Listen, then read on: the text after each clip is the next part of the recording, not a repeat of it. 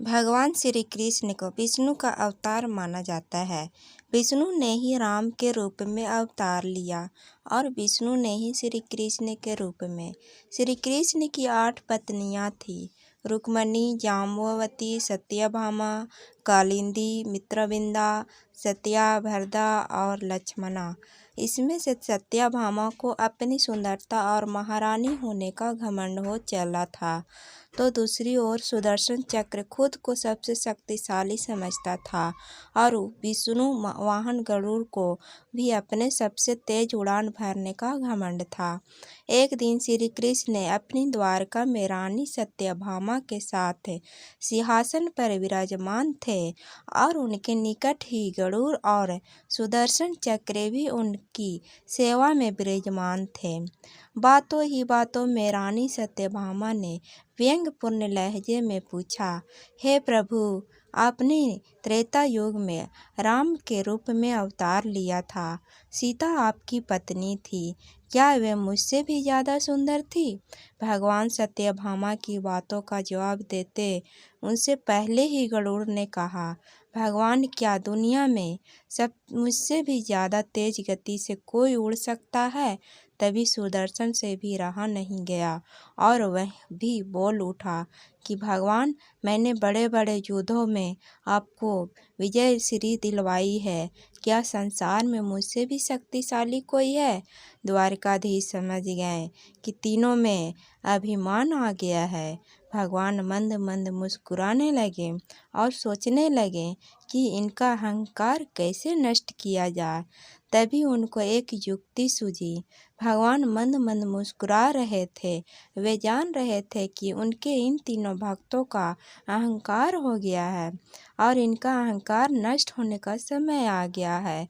ऐसा सोचकर उन्होंने गरुड़ से कहा कि हे गरुड़, तुम हनुमान के पास जाओ और कहना कि भगवान राम माता सीता के साथ उनकी प्रतीक्षा कर रहे हैं।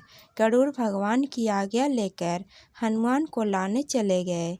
इधर श्री कृष्ण ने सत्यभामा से कहा कि देवी, आप सीता के रूप में तैयार हो जाएं, और स्वयं द्वारकाधीश ने राम का रूप धारण कर लिया। तब श्री कृष्ण ने सुदर्शन चक्र को आज्ञा देते हुए कहा कि तुम महल के प्रवेश द्वार पर पहरा दो और ध्यान रहे कि मेरी आज्ञा के बिना महल में कोई भी प्रवेश न करने पाए। सुदर्शन चक्र ने कहा, जो आज्ञा भगवान, और भगवान की आज्ञा पाकर चक्र महल के प्रवेश द्वार पर तैनात हो गया। गरुड़ ने हनुमान के पास पहुंचकर कहा कि हे वानर श्रेष्ठ, भगवान राम माता सीता के साथ द्वारका में आपसे मिलने के लिए पधारे हैं। आपको बुला लाने की आज्ञा है। आप मेरे साथ चलिए, मैं आपको अपनी पीठ पर बैठाकर शीघ्र ही वहां ले जाऊंगा। हनुमान ने विनयपूर्वक गरुड़ से कहा, आप चलिए बंधु, मैं आता हूँ। गरुड़ ने सोचा, पता नहीं यह बूढ़ा वानर कब पहुँचेगा। खैर, मुझे क्या, कभी भी पहुँचे, मेरा काज तो पूरा हो गया। हे भगवान के पास चलता हुआ, यह सोचकर गरुड़ शीघ्रता से द्वारका की ओर उड़ चले। लेकिन यह क्या, महल में पहुंचकर गरुड़ देखते हैं कि हनुमान तो उनसे पहले ही महल में प्रभु के सामने बैठे हैं।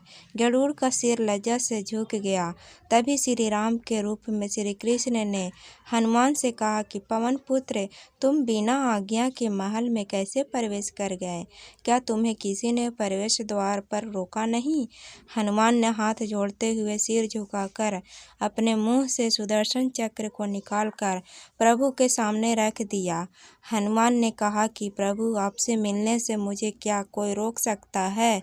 इस चक्र ने रोकने का तनिक प्रयास किया था, इसलिए इसे मुंह में रख मैं आपसे मिलने आ गया। मुझे क्षमा करें। भगवान मंद मंद मुस्कुराने लगे। अंत में हनुमान ने हाथ जोड़ते हुए श्री राम से प्रश्न किया, हे प्रभु, मैं आपको तो पहचानता हूँ। आप ही श्री कृष्ण के रूप में मेरे राम हैं।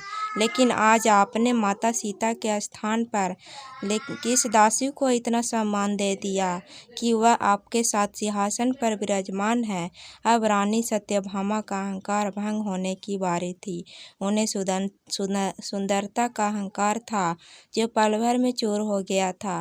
रानी सत्यभामा, सुदर्शन चक्र, क्रूर तीनों का गर्व चूर चूर हो गया था। वे भगवान की लीला समझ रहे थे। तीनों की आंखों से आंसू बहने लगे और वे भगवान के चरणों में झुक गए। भगवान ने अपने भक्तों के अहंकार को अपने भक्त हनुमान द्वारा ही दूर किया। हमारी स्टोरी अच्छी लगी तो चैनल को सब्सक्राइब जरूर करें।